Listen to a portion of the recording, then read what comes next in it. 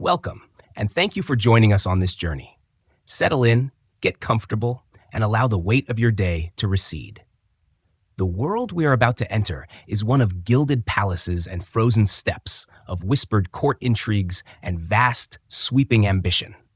We are traveling back to the heart of the 18th century, to a time when a young German princess, a woman born far from the halls of power in St. Petersburg, would rise to become one of the most celebrated and transformative monarchs in history, Catherine the Great. Her story is not just the tale of a queen, but of an era. It is the story of an empire's dramatic expansion, the flourishing of arts and sciences, and the paradox of an enlightened ruler governing a nation still bound by the chains of serfdom. Our journey begins not in Russia, but in the small, unassuming German principality of Stettin, where on May 2nd, 1729, a girl named Sophie Friederike Auguste was born. Her lineage was noble, but not particularly powerful. She was a minor princess of the House of Anhalt-Zerbst, a world away from the dazzling and dangerous court of the Romanovs. As a child, she was intelligent and well-educated, a keen reader of philosophy and history. Her mind was her greatest asset, a tool she would hone and use to navigate the treacherous political waters of her future. In these early years, she absorbed the ideas of the Enlightenment, the very principles of reason, science, and human rights that would later define her reign, even as she struggled to apply them to her vast and complex empire.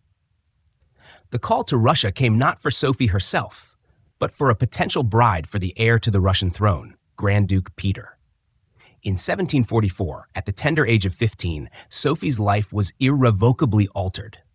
She was summoned to the court of Empress Elizabeth, Peter's aunt, to be inspected as a potential wife. Her journey was long and arduous, a physical transition that mirrored her cultural and spiritual one. Upon her arrival, she dedicated herself to becoming a Russian. She embraced the Eastern Orthodox faith, learned the Russian language, and changed her name to Ekaterina Alexeyevna, or Catherine. This transformation was more than a mere formality. It was a profound act of will, a conscious decision to adopt a new identity and make Russia her own. She would need every ounce of this determination, for the court she entered was a viper's nest of factionalism and deceit. Her marriage to Peter was a political arrangement, not a love match. He was a weak, childish, and erratic man, completely unprepared for the burdens of leadership. Their union was a miserable one, marked by his infidelities and their emotional distance. While Peter played with toy soldiers, Catherine immersed herself in books, corresponded with great European thinkers like Voltaire and Diderot, and cultivated a network of influential friends and allies within the court. This period of waiting, of quiet observation and study, was crucial. It was during these years that she truly came to understand the inner workings of the Russian state, the desires of its people, and the loyalties of its military elite. She was not just waiting for power, she was actively preparing for it. Empress Elizabeth's death in 1762 brought Peter to the throne as Peter III. His reign, however, was a disaster. He alienated the nobility, insulted the church, and most critically, made a deeply unpopular peace with Prussia, Russia's recent adversary in the 7 Years' War. The empire was in a state of turmoil, and the people and military looked for a leader who could bring stability and strength. The moment for which Catherine had been preparing had arrived. With the support of her lovers, particularly Grigory Orlov, and key factions of the military, she orchestrated a bloodless coup. On July 9, 1762, with the St. Petersburg garrison declaring their loyalty to her, Catherine was proclaimed Empress of all Russia. Peter III was arrested and died a short time later under mysterious circumstances, cementing Catherine's claim to the throne. She was now Empress Catherine II, the sovereign ruler of a vast, sprawling empire. Her reign, which would last for 34 years, was a period of astonishing growth and profound change. She expanded Russia's borders, particularly to the south, at the expense of the Ottoman Empire, securing access to the Black Sea. She initiated ambitious reforms in education, law, and administration. She was a patron of the arts, founding the Hermitage Museum and commissioning magnificent palaces and monuments that still stand today. Her court became a beacon of culture and intellectual discourse. Yet, her legacy is a complex one. While she championed the ideals of the Enlightenment, she also strengthened the institution of serfdom, a system of forced labor that kept millions of Russians in bondage. This contradiction lies at the heart of her story, a fascinating duality of enlightenment and oppression. As we begin our exploration of her life and reign, we will seek to understand this remarkable woman, the world she inherited, and the empire she left behind. Our journey through time is about to begin. As we drift back to the 18th century, we find ourselves not in the opulent palaces of St. Petersburg, but in a small German court where a young princess is coming of age. Born Sophie Friederike August, she was a child of a modest principality, the daughter of a Prussian general and a minor noblewoman. Her early life was one of rigorous education and Protestant piety, far removed from the lavish Orthodox traditions she would one day embrace. She was a bright, curious girl with a sharp mind and a great love for reading. It was in these formative years that she devoured the works of great Enlightenment thinkers, Montesquieu, Voltaire, and the French encyclopedist. Their ideas about government, law, and human rights would deeply influence her worldview, shaping the kind of ruler she would strive to be. She was not just learning facts, she was building a philosophical foundation that would later guide her political ambitions. The call to Russia came in 1744, a pivotal moment that forever changed the trajectory of her life. The reigning Empress Elizabeth, daughter of Peter the Great, was seeking a bride for her nephew and heir, Grand Duke Peter Fedorovich. Peter was a German-born prince himself, the son of Elizabeth's sister and the Duke of Holstein-Gottorp. As a young boy, he had been chosen as heir to the Russian throne, and Elizabeth sought a suitable match to secure the succession. Sophie, a distant cousin, was deemed a fitting candidate, and at just 15 years old, she embarked on the long journey to the imperial court. The journey was not merely a physical one across the vast European continent. It was a psychological and cultural crossing. She was leaving behind her German identity to become a Russian. This was a profound act of self-reinvention, one that required immense strength and discipline. Upon her arrival, she dedicated herself to her new role with an almost fanatical zeal. She studied the Russian language tirelessly, reportedly practicing for hours each day, and converted to the Russian Orthodox Church, taking the new name Ekaterina Alexeyevna, or Catherine. This public display of commitment to her adopted country won her the admiration of the court and the Russian people, in stark contrast to her fiancé, who seemed to despise all things Russian. Her marriage to Peter in 1745 was a union of statecraft, devoid of affection. Peter was a deeply flawed and immature man. He was childish, erratic, and obsessed with the military customs of his native Prussia, frequently drilling his toy soldiers while neglecting his imperial duties. The marriage was a disaster from the outset, a loveless arrangement that left Catherine isolated and miserable. For nearly 2 decades, she was a peripheral figure at court, living a life of quiet desperation. Yet, she used this time wisely. She cultivated her intellect, immersing herself in literature, philosophy, and history. She maintained an extensive correspondence with influential figures across Europe, honing her diplomatic skills and building a reputation as a woman of profound learning. More importantly, she observed the inner workings of the Russian court, learning its intricate politics, its factions, and the key players who held true power. During these long years, Catherine also began to form key relationships that would prove vital to her future. She surrounded herself with a small circle of trusted friends and confidants, many of whom were officers in the Russian Imperial Guard. These men would become her strongest allies when the time came to seize power. One of the most important of these was Sergei Saltykov, a handsome courtier with whom she had her first child, Paul. Though Paul was officially recognized as Peter's son, many historians believe Saltykov to be his true father. This period of quiet maneuvering and building a personal power base was crucial. She was not a passive victim of her unhappy marriage. She was an active participant in her own destiny, preparing for a future that she increasingly believed she would have to create for herself. This was the slow, steady forging of a future empress. She was learning to be a queen in waiting, meticulously and patiently, while the man who would be her emperor squandered his time and his people's respect. The stage was now set for the most dramatic act of Catherine's life, her seizure of the Russian throne. The long-awaited death of Empress Elizabeth in January 1762 finally brought her husband to power as Peter III. The hopes of the court and the country were initially high, but they were quickly and brutally dashed. Peter was a disaster as a ruler. His deeply ingrained love for all things Prussian and his contempt for Russia were on full display. He immediately alienated the powerful Orthodox Church by attempting to confiscate its vast land holdings. He dismissed the trusted advisors of Empress Elizabeth and filled his court with Holstein cronies. Most fatally, he signed a treaty with Prussia, effectively ending Russia's victorious participation in the 7 Years' War and returning all conquered territory to the very monarch, Frederick the Great, he idolized.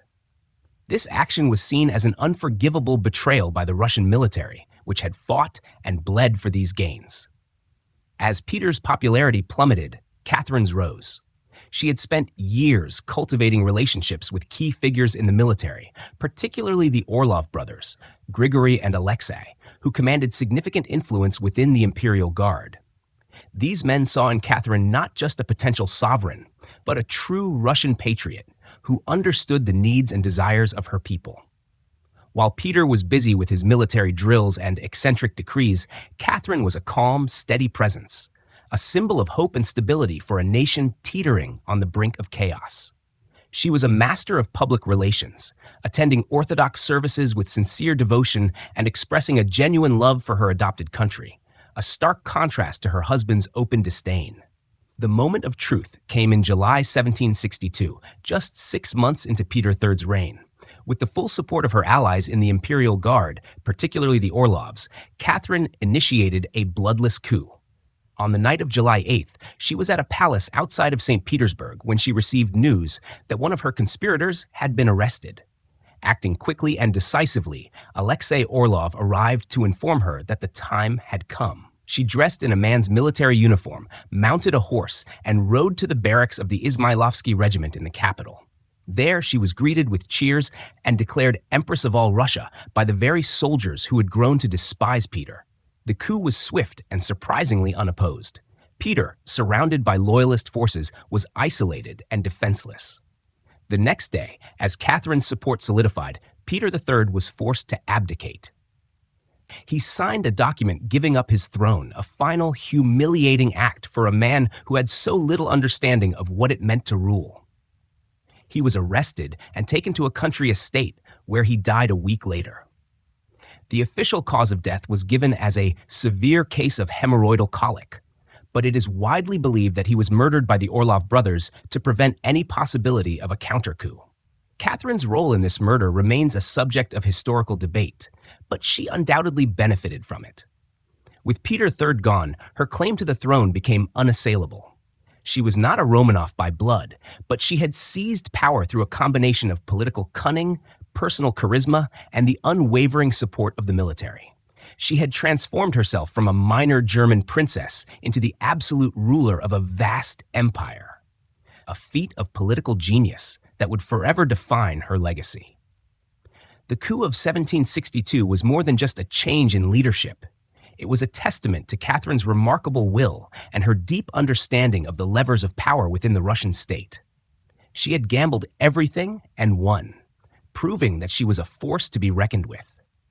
With the throne now firmly in her grasp, Catherine's reign entered its next phase, one of ambitious reform and intellectual fervor. She was a self-proclaimed enlightened despot, a ruler who wielded absolute power, but sought to use it for the good of her people, guided by the principles of the European Enlightenment. Her first priority was to modernize Russia and bring it into the mainstream of European intellectual life. She surrounded herself with artists, writers, and philosophers, inviting luminaries like Voltaire and Denis Diderot to correspond with her, and even to visit her court. Her correspondence with these great thinkers was not merely a vanity project. It was a genuine intellectual exchange that informed her policies. She saw herself as a patron of knowledge, a role she took very seriously. One of Catherine's most significant achievements was her attempt to reform the Russian legal system. She convened a legislative commission in 1767, inviting delegates from all social classes, except the serfs, to offer their advice. For this commission, she wrote her famous Instruction, Nakaz, a document of over 500 articles that outlined her vision for a new legal code. The Instruction was a remarkable work of political philosophy, drawing heavily on the ideas of Montesquieu and Cesare Beccaria. It called for the abolition of torture, the reform of criminal justice, and the promotion of religious toleration. While the Commission ultimately failed to produce a new legal code, the Instruction itself was a powerful statement of her enlightened principles and a bold step toward a more just and rational system of governance. It was her attempt to graft the ideals of the Enlightenment onto the deeply entrenched soil of Russian autocracy. Education was another cornerstone of her reform agenda. Catherine believed that a more educated populace was essential for a strong and prosperous empire. She established the first state-funded schools for girls, the Smolny Institute for Noble Maidens, in 1764. This was a revolutionary concept at the time, as formal education for women was virtually unheard of in Russia. She also founded numerous other educational institutions, including schools for commoners and the military, and promoted the sciences and arts. Her efforts laid the groundwork for a more modern educational system, even though its reach was limited and the vast majority of the population, the serfs, remained illiterate. These reforms, while incomplete, were a significant departure from the practices of her predecessors and represented a genuine commitment to social progress. Beyond education and law, Catherine undertook extensive administrative reforms to strengthen her control over the vast Russian Empire. She reorganized local governments, dividing the country into new provinces and districts and giving more power to provincial officials. This centralization of authority was aimed at improving efficiency and stamping out corruption. She also promoted economic growth, encouraging foreign investment and introducing new industries. She established the Free Economic Society in 1765 to foster innovation in agriculture and commerce. These reforms were a mix of both enlightened and pragmatic goals. She wanted to improve the lives of her subjects, but she also wanted to make her empire stronger and more prosperous, a goal that often took precedence over the well-being of the most vulnerable. Her reign was a fascinating blend of idealism and realpolitik, where the pursuit of glory and power was often intertwined with the genuine desire for reform.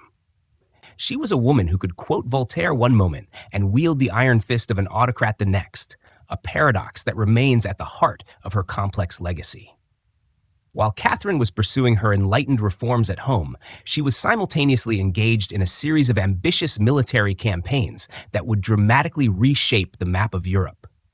Her primary foreign policy goal was to expand Russia's borders and secure its status as a major European power. The most significant of these campaigns was the series of wars against the Ottoman Empire, a long-standing rival to Russia. The first of these conflicts, the Russo-Turkish War of 1768 to 1774, was a pivotal moment in her reign. The war was sparked by a border incident and a complex web of European alliances. But for Catherine, it was an opportunity to achieve a goal that had eluded her predecessors, gaining access to the Black Sea. This would be a crucial step in securing Russia's southern borders and opening up new trade routes. The war was a resounding success for Russia. The Russian army, led by brilliant generals like Pyotr Rumyantsev and Alexander Suvorov, delivered a series of crushing defeats to the Ottoman forces. The Russian Navy, in a stunning and audacious maneuver, sailed from the Baltic Sea all the way to the Mediterranean, where it annihilated the Ottoman fleet at the Battle of Chesma in 1770.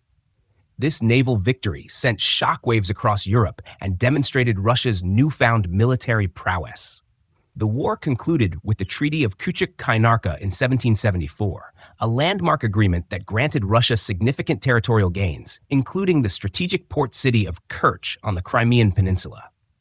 This treaty also gave Russia the right to protect Orthodox Christians within the Ottoman Empire, a provision that would be used for political influence for centuries to come. The most crucial outcome was Russia's newfound access to the Black Sea, a game-changing development that transformed its geopolitical position. The peace with the Ottomans was temporary, and Catherine's expansionist ambitions did not wane. She turned her attention to the Crimean Khanate, a vassal state of the Ottoman Empire. In 1783, she annexed the entire Crimean Peninsula, a move that was met with international condemnation but solidified Russia's control over the Black Sea.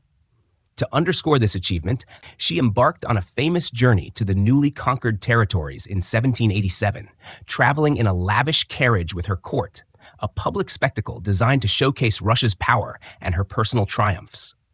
This journey was famously chronicled by her favorite, Prince Grigory Potemkin, who, according to legend, constructed Potemkin villages, facades of prosperous settlements, to impress the empress and her foreign guests. While the historical accuracy of these tales is debated, they illustrate the grand scale of her imperial ambitions. The Second Russo-Turkish War, 1787 to 1792, further cemented Russia's dominance. Once again, the war was a military triumph, culminating in the Treaty of Jassy in 1792, which confirmed Russia's control over the Crimea and extended its border to the Dniester River. These victories were not just about land, they were about national pride and the fulfillment of a long-held Russian desire to push back against Ottoman power. Catherine's expansionist policies transformed Russia from a sprawling, landlocked empire into a major naval power with a significant presence in the Black Sea. These military campaigns were a testament to her ruthless pragmatism and strategic vision. She was a monarch who understood that power in the 18th century was not just about enlightened ideas, but also about cannons, ships, and territorial control. Her successes on the battlefield were as much a part of her legacy as her cultural and legal reforms, proving that the great empress was a force to be reckoned with on the international stage. As Catherine's empire expanded and her influence grew, so too did the seeds of discontent within her vast territories. The paradox of her enlightened rule became painfully clear with the outbreak of a massive rebellion that shook the very foundations of her power. The Pugachev Revolt, which raged from 1773 to 1775, was the largest peasant uprising in Russian history, a violent and desperate cry for freedom from the oppressive system of serfdom. Serfdom, an institution of forced labor that bound millions of peasants to the land and to their owners, was a brutal reality that stood in stark contradiction to the Enlightenment ideals of liberty and human dignity that Catherine espoused. While she spoke of reform and justice in her instruction, the economic and political realities of her reign led her to deepen, not lessen, the bonds of serfdom. The revolt was led by Yemelyan Pugachev, a Cossack who claimed to be the assassinated Emperor Peter III, miraculously returned to reclaim his throne. This powerful lie, that the true benevolent Tsar had come back to liberate them from the tyrannical empress and the greedy nobles, resonated deeply with the disenfranchised masses. Pugachev's movement gained momentum rapidly, attracting not only serfs, but also Cossacks, old believers, a persecuted religious sect, and various non-Russian ethnic groups who felt oppressed by the central government.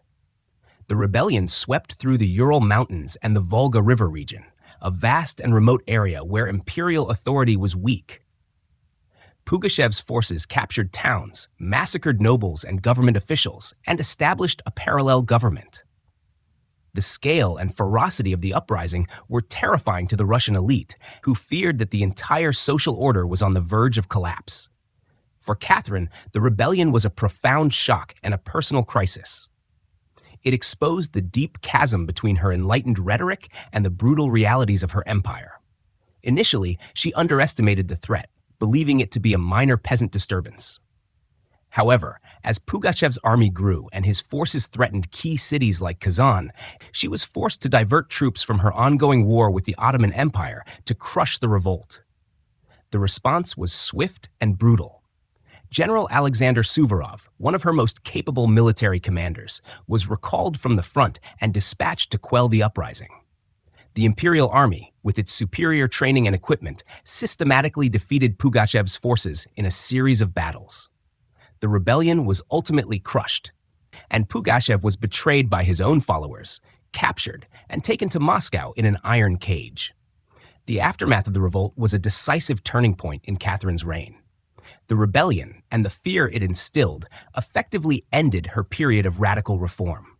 While she had previously toyed with the idea of a more liberal governance, the specter of a popular uprising convinced her that any loosening of autocratic control would lead to anarchy.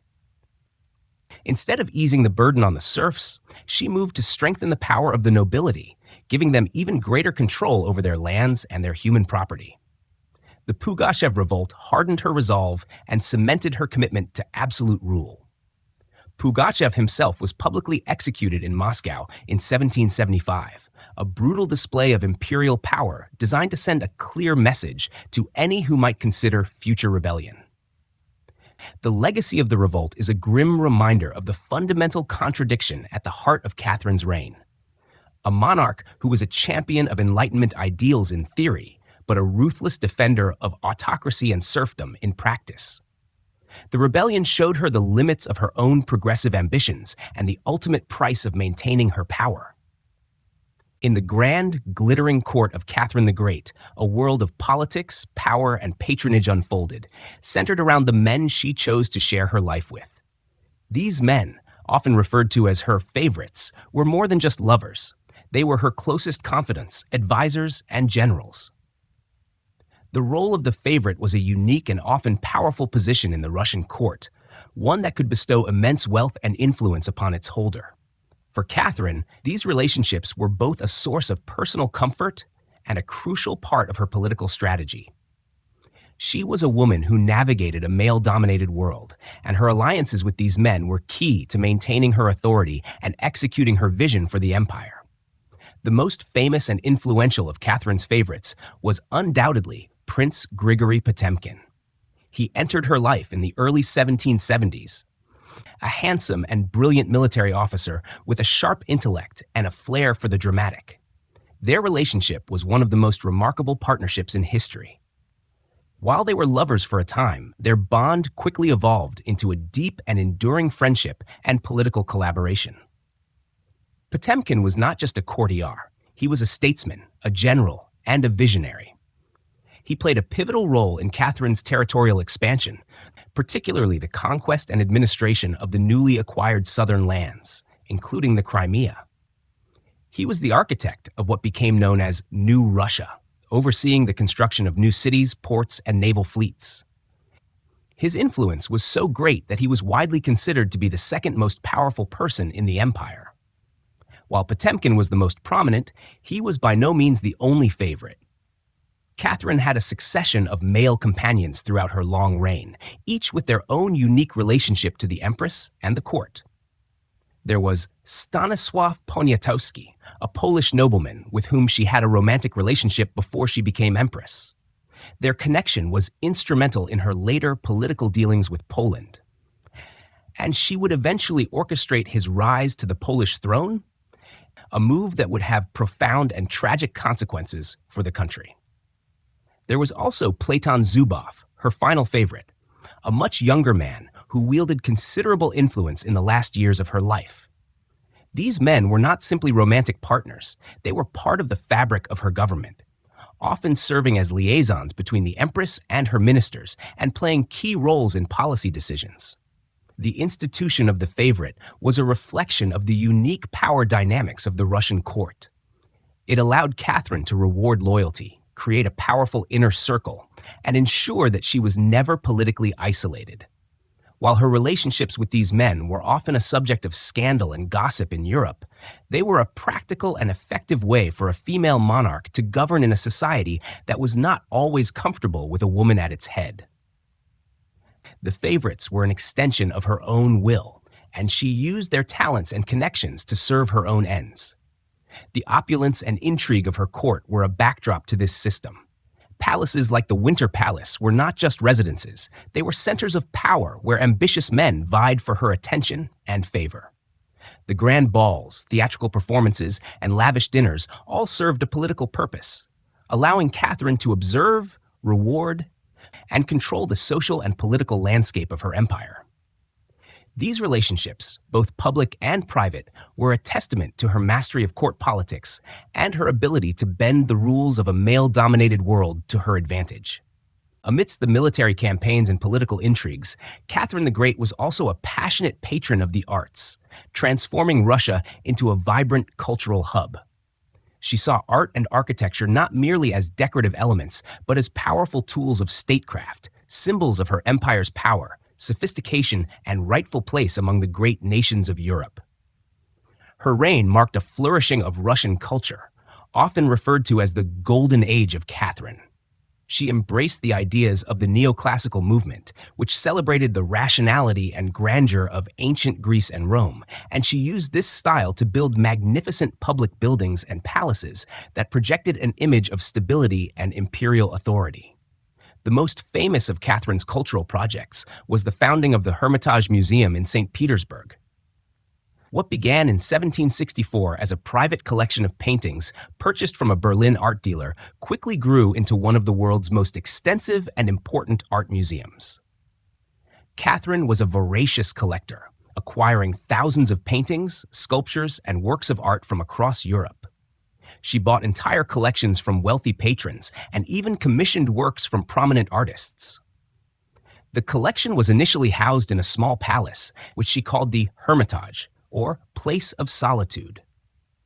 As the collection grew, new buildings were constructed, including the small Hermitage, the old Hermitage, and later the new Hermitage, all connected to the Winter Palace. The Hermitage was her sanctuary, a place where she could retreat from the demands of state and indulge her love for beauty and learning. Beyond her personal collecting, Catherine was a generous patron of the arts and sciences. She supported and encouraged Russian artists, writers, and composers, helping to establish a uniquely Russian cultural identity that was still in conversation with the broader European world. She patronized the Imperial Academy of Arts and founded the Russian Academy, an institution dedicated to the study of the Russian language. Her court was a center of intellectual life, where she hosted salons and engaged in philosophical discussions. She also commissioned the construction of some of Russia's most iconic architectural landmarks. She completed the magnificent Winter Palace, the official residence of the Russian monarchs, and she oversaw the expansion of the royal palace at Tsarskoye Selo, where the famous Amber Room was eventually restored. These projects were a physical manifestation of her ambition, each grand structure a testament to her vision for Russia. The flourishing of culture under Catherine's reign was not confined to her court and the capital. She also initiated projects to improve urban infrastructure, building new hospitals, schools, and theaters in cities across the empire. She believed that a great nation needed great cities, and she sought to make St. Petersburg a rival to Paris or London. She commissioned the famous Bronze Horseman, a monumental statue of her predecessor, Peter the Great, to be built in the heart of the city. This statue, a powerful symbol of Russian national identity, was a public declaration of her own legitimacy, linking her reign to the transformative legacy of the first Russian emperor. Through her patronage, Catherine cultivated an image of herself as a ruler of taste and refinement, a sovereign who governed not only with military might, but with intellectual and cultural authority. She left behind a legacy that was not just one of expanded borders, but also of a rich and vibrant cultural heritage that would continue to define Russia for centuries to come. While Catherine's foreign policy was marked by triumphant expansion against the Ottoman Empire, it also involved a series of cynical and ruthless political maneuvers that had a devastating impact on a neighboring country, Poland. The story of Catherine's relationship with Poland is one of betrayal and conquest, a stark illustration of the realpolitik that often lay beneath her enlightened facade. At the time of her rise to power, the Polish-Lithuanian Commonwealth was a vast but politically weak state. Its unique political system, known as the Golden Liberty, with its elected monarchy and powerful aristocracy, made it ripe for manipulation by its more powerful neighbors, particularly Russia, Prussia, and Austria. Catherine had a special connection to Poland through her former lover, Stanisław August Poniatowski. In 1764, she used her influence and a show of military force to ensure his election as King of Poland. She believed that with Poniatowski on the throne, she could control Polish policy and prevent any reforms that might strengthen the country and challenge Russia's regional dominance. For a time, Poniatowski was a pliant client king, but as he attempted to introduce modest reforms, he was met with opposition from a faction of Polish nobles and Catherine herself, who feared a revitalized Poland. This led to a period of internal conflict and instability, which gave Catherine and her allies the pretext they needed to intervene directly. The opportunity for a more direct seizure of Polish territory arose in the late 1760s. The ongoing Russo-Turkish War had caused alarm in Prussia and Austria, who feared Russia's growing power. To maintain a balance of power and prevent a wider European conflict, King Frederick the Great of Prussia proposed a solution: the partition of Poland. This was a brutal but politically expedient idea. In 1772, the three great powers, Russia, Prussia, and Austria, signed a treaty that initiated the first partition of Poland. Without a single battle, they carved up a significant portion of Polish territory for themselves. Russia, under Catherine, took a large section of the Eastern Commonwealth, gaining control over a significant population of Orthodox Christians and expanding her western frontier. The partitions of Poland were not a one-time event. They were a slow, methodical process of dismemberment. The Polish people, in a desperate attempt to save their country, passed the Constitution of May 3, 1791, a groundbreaking document that sought to modernize the state and strengthen the monarchy. This was a direct threat to Catherine's interests. She saw it as a revolutionary act inspired by the French Revolution, which she abhorred. In response, she invaded Poland, crushing the nascent reforms and paving the way for the Second Partition of Poland in 1793, this time with Prussia as her only partner. The final act in this tragedy was the Third Partition of Poland in 1795, which completely wiped the country off the map. Poland ceased to exist as an independent state for over a century, its lands divided between its powerful neighbors. For Catherine, the partitions of Poland were a triumph of diplomacy and military might. They solidified Russia's position as a dominant power and gave her access to new lands and resources. For the Polish people, it was a national catastrophe. The partitions are a powerful reminder that Catherine's reign was a complex mosaic of both progress and brutal pragmatism. Her enlightened ideas were a tool she used to justify her power. But when those ideas came into conflict with her imperial ambitions, her desire for territorial gain always won. The final dismemberment of Poland stands as one of the most controversial and lasting acts of her reign, a dark chapter in the history of a queen often celebrated for her brilliance and reform. As Catherine the Great entered the final years of her reign, the world around her was in a state of revolutionary upheaval. The French Revolution, which began in 1789 with the storming of the Bastille, sent shockwaves across Europe and deeply alarmed the Empress. The execution of King Louis XVI and Queen Marie Antoinette in 1793 was a personal horror for her, as she viewed it as a monstrous act of regicide that threatened the very foundation of monarchical rule. This event and the radical ideas emanating from France led her to abandon some of her more liberal leanings. She became a staunch opponent of revolutionary thought, ordering the suppression of pro-French publications in Russia and cutting off diplomatic relations with the new French Republic. The revolutionary spirit, which she had once admired in theory, was now a tangible threat to her power and the stability of her empire. In her final years, Catherine was still a force to be reckoned with, but her health was beginning to decline. She was increasingly concerned with the question of succession. Her relationship with her son Paul I had always been strained. Paul, who believed he was the rightful heir to the throne from the moment of his father's death, was a difficult and often volatile man. He was a staunch traditionalist who was critical of his mother's policies and her lifestyle. Catherine, in turn, found him to be unfit to rule and even considered disinheriting him in favor of her grandson, Alexander. This family tension was a constant source of anxiety and intrigue at court, with various factions vying for power and influence. While she never formally changed the line of succession, her preference for her grandson was well known and created a deep rift between mother and son. Catherine's life came to a sudden and peaceful end in November 1796. She had a stroke while in her private chambers at the Winter Palace and fell into a coma. She died a day later, at the age of 67. The last moments of the great empress were not of grand fanfare, but of quiet passing. Her son, Paul, immediately ascended the throne, and with a swift and vengeful hand, he began to undo many of his mother's policies. He freed her political prisoners, dismissed her favorites, and even had her favorite, Potemkin, exhumed and reburied in an unmarked grave. Paul's short and tumultuous reign was a stark contrast to his mother's long and glorious one, a final twist in the complex and often dramatic saga of the Romanov dynasty. Catherine the Great's legacy is one of the most complex in all of history. She was a brilliant and ruthless ruler, a woman of profound contradictions. She was a champion of the Enlightenment who presided over the expansion of serfdom. She was a patron of the arts who was also a cunning military strategist and a cynical politician who dismantled a neighboring country. Her reign transformed Russia, expanding its borders, modernizing its administration, and raising its cultural prestige on the European stage.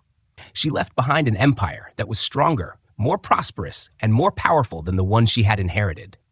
The Hermitage, the new cities, the great military victories, all were a testament to her vision and her iron will.